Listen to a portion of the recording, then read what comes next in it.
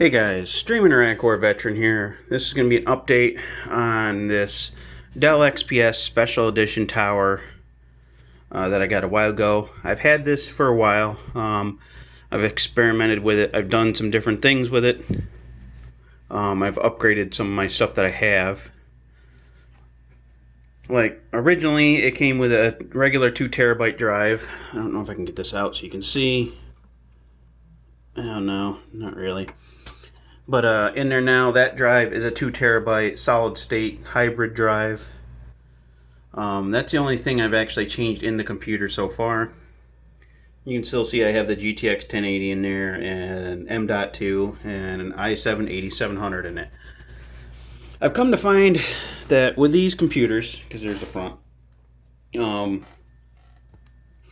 that you're limited on the amount of stuff you can have in this computer. Even having the 460 watt power supply that this does right there, since it's not that efficient. I did have that drive in there. I had an extra hard drive in there, and then all the other stuff. So I had 2 hard drives in there. And that card, a stock Founders Edition card, a 1080 Founders Edition, requires a 500 watt or greater power supply. Being this is a Founders Edition, but it's a OEM card, it requires probably a little bit less, so it's kind of a strange card regardless. It's not going to perform as good as a regular Founders Edition, and it's not going to have like requirements as well as, you know, the normal cards anyways, even though this one's made by MSI. But I had all that in there. Then I got this hard drive that I put in here, which is an 8TB Barracuda compute drive. I was just using this for mass storage. And in the last few days, I was finding out that every time I would go to do something, a lot of the times the whole computer would freeze. Like the whole screen would just freeze for a second or two, and it was bothering the shit out of me. And I didn't know what the fuck it was. I didn't know if my installation went bad or what, but it didn't happen to be that. It happened to be that that's a 460 watt power supply, and that card takes every little bit of juice out of it that it can.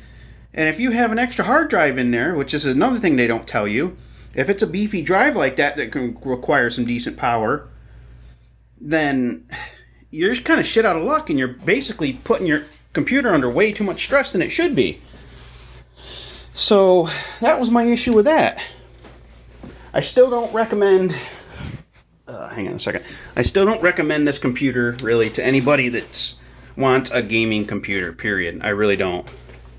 And the only things I've upgraded, you've seen this monitor before.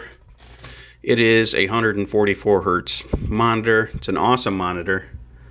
I guess I didn't do that yet. It's G-Sync compatible, which you can use, or it's FreeSync, but G-Sync works with them nowadays. Let's see, yeah.